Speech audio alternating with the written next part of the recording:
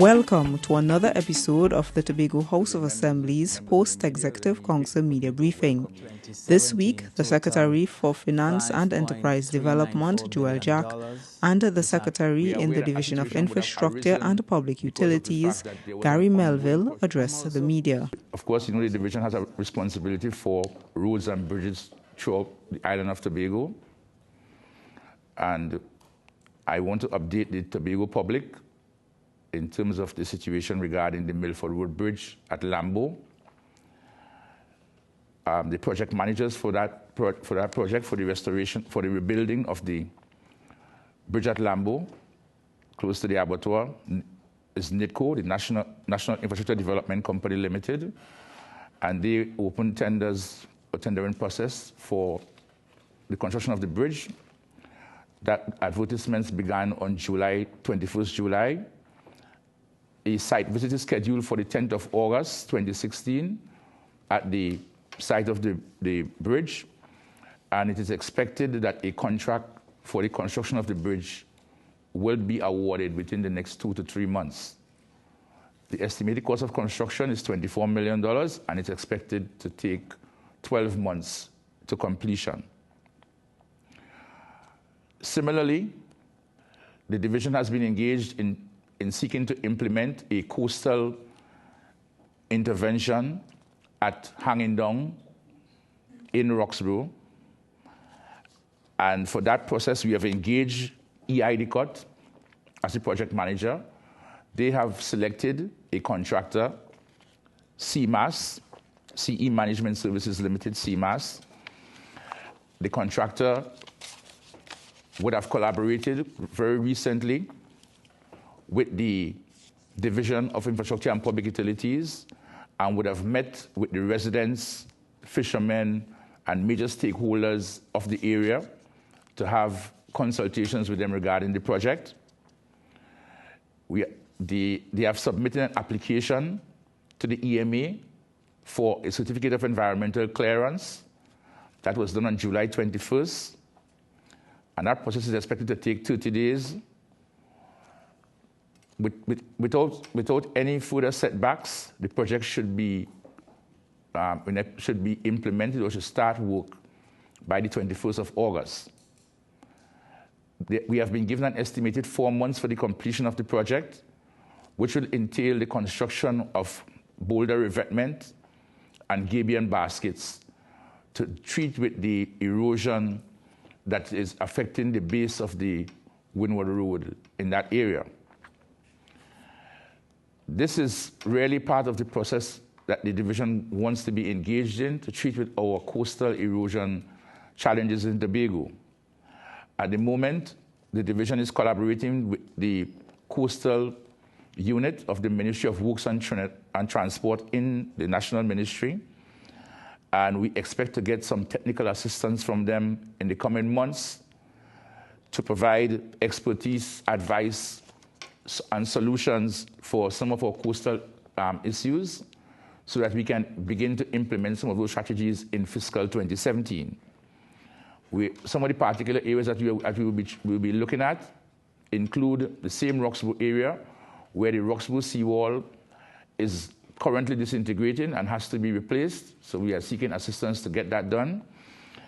The situation along the Milford Road in the area of licensing and Shore Park, situation at Plymouth, Studley Park, and at Pigeon Point, so that by the beginning of the 2017 fiscal year, we expect to be in a situation where we have some solutions that we can apply to some of those challenges. At the moment, in Tobago, especially in Windward Tobago, the situation of the condition of the Windward Road between John Dial and Mount St. George remains an area of concern, frustration, and is causing significant disruption to the lives of road users along the Windward Road. Of course, we are aware that a situation would have arisen because of the fact that there was an ongoing project with WASA laying mains along that area. And since then, since completion of that work, of the mains laying work, just around a month ago, the division has been seeking to see how we can restore the road surface to the best possible condition for the road users there. That has proven to be a challenge for a variety of reasons. However, we are in a situation now where we want to be able to assure the public that we are currently engaged in preparatory work along John Dial, in the John Dial area. We were supposed to have started today in the Bleming area, and we hope to continue that in the coming days in the Mount St. George area. And we are expecting that very shortly the paving contractor, Warner Construction Limited, will be able to come onto the Windward Road and be able to address the situation. We have given ourselves an outside time of a maximum of 4 weeks to expect the residents utilizing the Windward Road to have full restoration. In the interim, while the work continues, we will seek to provide at all times the best opportunities for the motoring public, and we thank the public for their patience and their perseverance through this particular challenging time, and ask them to just bear with us for just a little while longer. Full resolution is on its way. The Division of Infrastructure and Public Utilities, as part of its responsibility, was engaged in an activity at the end of the last school year, during the last school vacation, to improve the road safety conditions in the vicinity of our schools and to create safe pedestrian zones for children attending schools. That initiative will continue in the coming weeks. We expect to install 34 speed bumps with related signage at a number of primary schools throughout the island. Because we have a number of situations where there's a large volume of children utilizing the road without adequate safety situations. And of course, we have a very large motoring population, and not everyone drives in the most careful manner. So we will be installing those humps and the related signage over the course of the summer. So we expect that parents and teachers would be a lot more comforted come September, as we can have a better level of assurance that the children utilizing those roadways would be in a much safer zone than they currently are at the moment. Similarly, the division in the coming weeks intends to acquire and install 25 concave mirrors at various areas around the island. This is ready to aid in enhancing the level of road security, predictability, and safety, because there are a number of areas which we can call blind spots, where the visibility of motorists is not at the required level for safety. So we are going to install those mirrors. We will want to plead with members of the public that in the past we have had cases of vandalism. We will want to plead for people to desist from destroying the mirrors, because as I said, what we are trying to do is to improve safety along our roads, and those mirrors definitely would improve visibility. I also want to advise the Tobago public that the Division of Infrastructure and Public Utilities will be completing the widening of the Orange Hill Road intersection at the intersection with the Claude Noel Highway. We have done a lot of work there in the last year or so, including a lot of work with retaining walls. And we are now going to complete that project by completing the surfacing of the road, so that you would have an expanded lane to merge from the Claude Noel Highway into the Orange Hill Road. Associated with that, the division will also be engaged in the resurfacing of the area, that area beside the Orange Hill gas station. It is an area where the Division of Agriculture is expected to set up a temporary facility for the market vendors in the coming weeks. We'll be resurfacing that. It is not just being resurfaced for the purpose of the market, but of course, it will serve as a car park for users of the Shore Park cultural facility.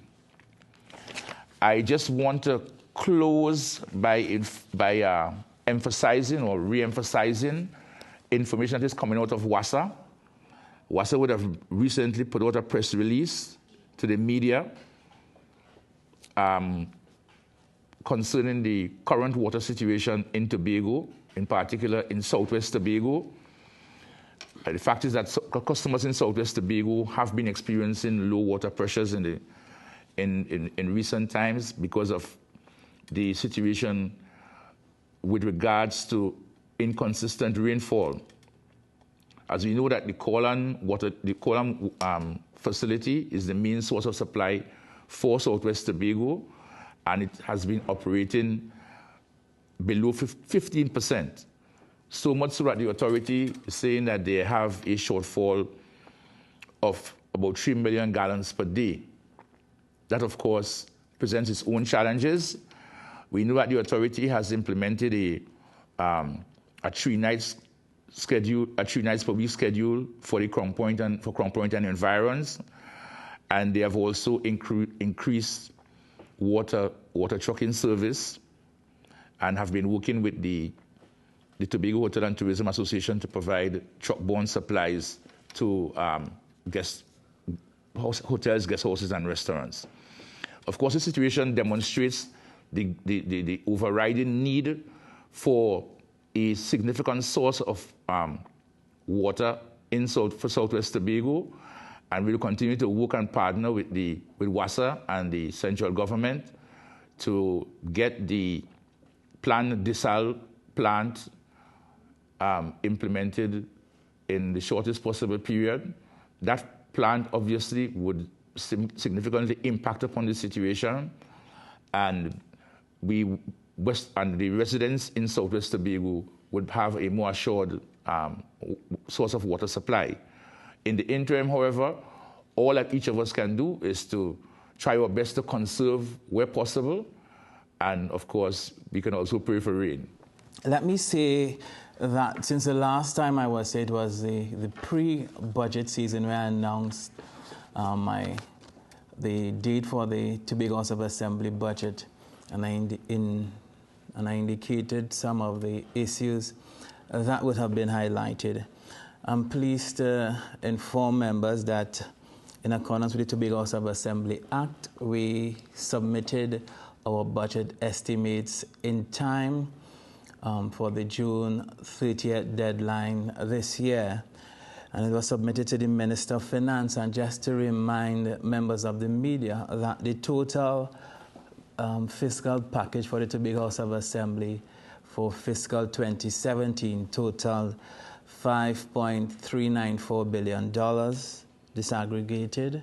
Recurrent expenditure totaled $3.22 billion.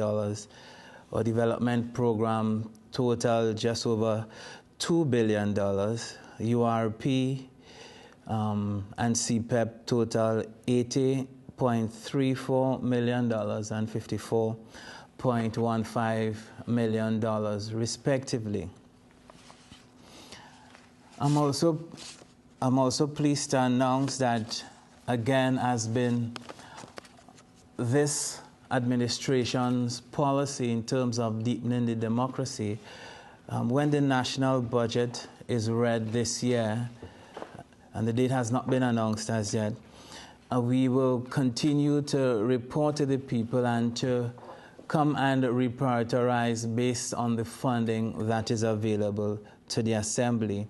We will continue this exercise once the budget is read, and we'll continue to report to the people and reprioritize our fiscal package when necessary. I'm also pleased to announce that we have received our fourth quarter releases from the Ministry of Finance, and the funding for the fourth quarter total $386.6 million to fund activities both for recurrent expenditure and for the development program expenditure. I also want to debunk a statement that was made that we were in collusion with the Minister of Finance to break the law. I think the Minister of Finance was quite clear when he indicated to the national public the level of the country's finances, and that the country was at upwards of 90% of the overdraft facility, and they had to take serious measures in Trinidad and in Tobago. We shared our responsibility given the current challenging economic environment. And given that the overdraft, there is sufficient headroom in terms of the overdraft facility, we were able to receive our full quarterly allocation for the fourth quarter for fiscal 2016. Let me also treat with a very important issue again. Last week, as Secretary of Finance, I had the privilege to represent Tobago as part of a high-level team that participated on a roadshow to Los Angeles and New York, all aimed at promoting investment opportunities in Trinidad and Tobago, and more particularly in raising bond financing to the tune of US $1 billion. This mission was led by the Minister of Finance, the Honorable Colm Imbert, and was executed to fund development program expenditure for fiscal 2017. I think we might all be aware that the mission was a success, and the bond was oversubscribed by over $3.5 billion, and we settled at what we call a tightened final price of 4.5%, down from the original interest rate that was set at 4.625%. I believe that this stream of funding augurs well for national development. And, some persons might be asking, well, what is the interest? How will Tobago benefit? The primary reason for this initiative was to fund development program expenditure, the public sector investment program. And you might recall that in my budget statement earlier this year, I identified several key projects for which funding would be required. And I am, convinced that this issue would also ensure the provision of funding for key House of Assembly and Tobago projects in areas such as agriculture, education, tourism. I know Mr. Melville will be happy to hear this in terms of infrastructure and human capital development. Our direct marketing of investment opportunities in Tobago, in at least two of the major financial centers in LA and New York, a number of firms, they were provided with valuable information, not only on the national economy, but also regarding Tobago-specific policies and opportunities, with direct feedback provided by myself.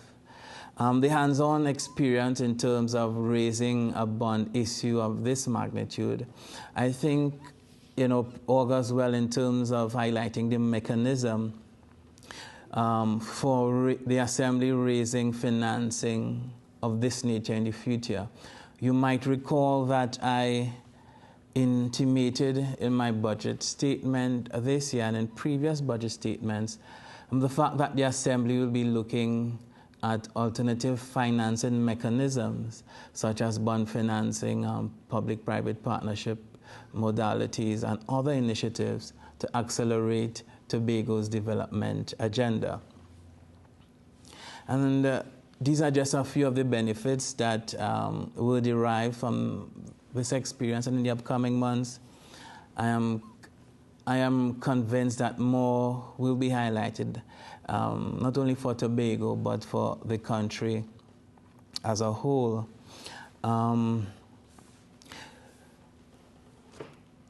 We received investments as I said, the bond was oversubscribed to the tune of $3.5 billion from over 250 international investors.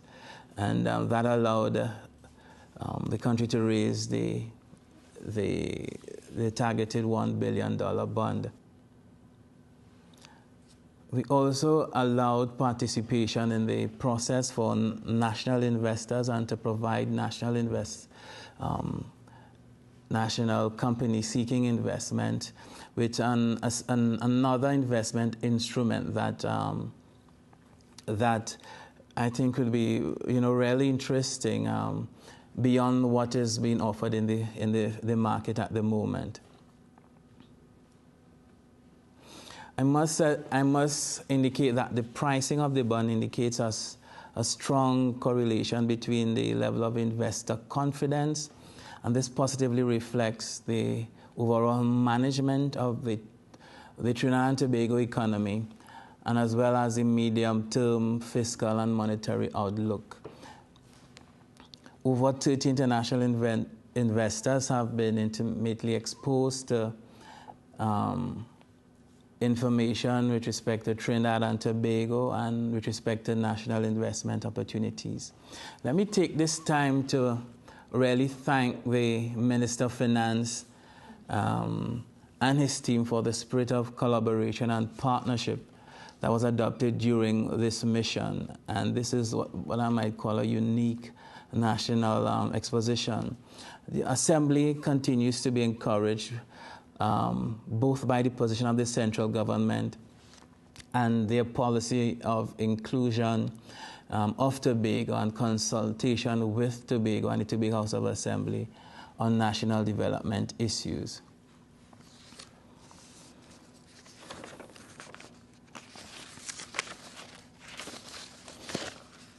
I also wish to announce the success of the participation of a delegation from Tobago in the annual Trade and Investment Convention 2016.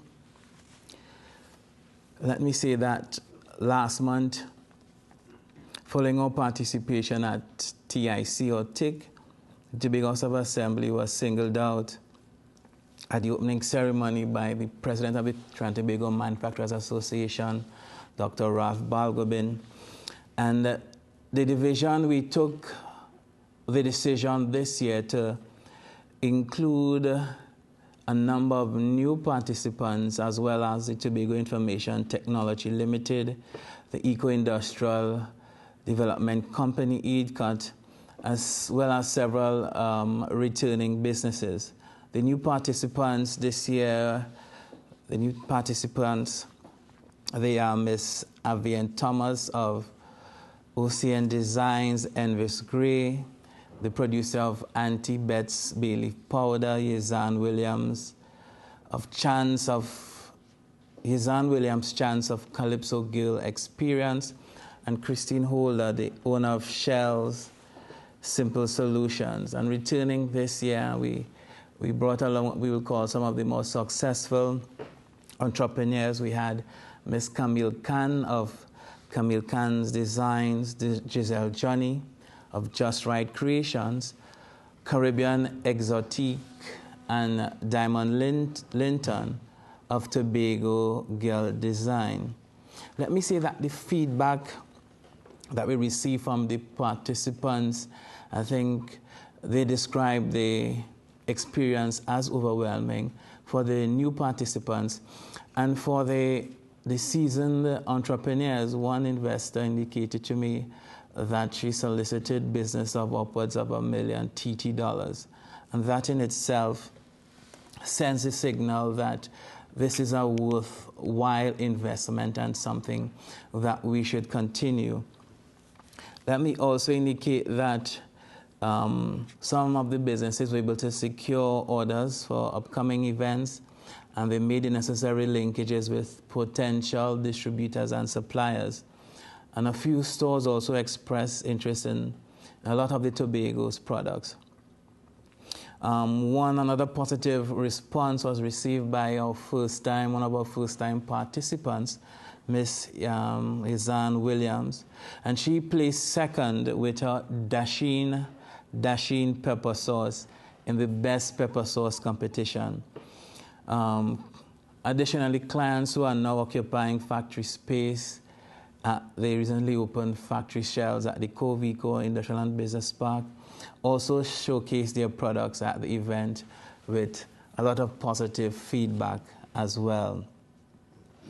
I wish to turn my attention now to a capacity building and fashion upgrade training program hosted by the Business Development Unit. We continue to acknowledge the potential of our local designers and for them to make an impact on the international stage. And this is something that we cannot be overstated.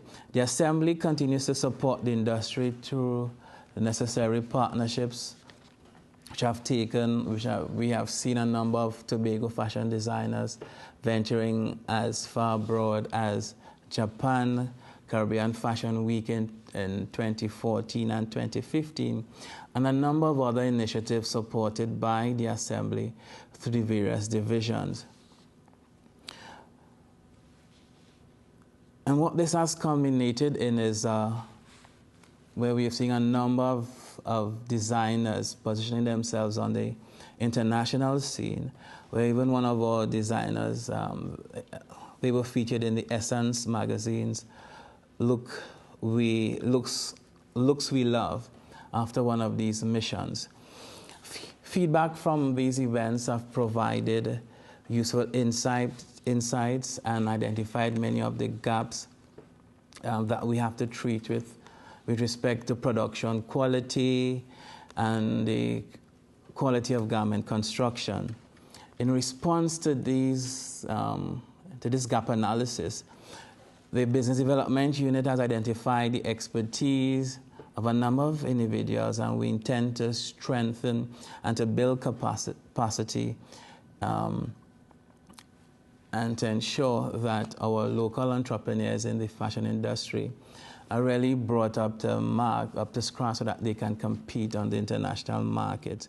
You will see the improvements in apparel and garment construction, improvements in labeling practices for manufacturers, the familiarization with the criteria necessary for evaluating apparel and other garments. We'll also see the increased marketability of goods produced and the enhancement of competitiveness of the local fashion entrepreneurs. The activity targets designers and garment manufacturers not only to build awareness and knowledge of this sector, and also to highlight the specific standards in relation to their work. We will also address some of the deficiencies highlighted by industry experts that exist locally. We'll also cover some areas in innovation and entrepreneurship in the fashion industry, standards and specifications in the apparel industry, and we will also look at the requirements for meeting export standards.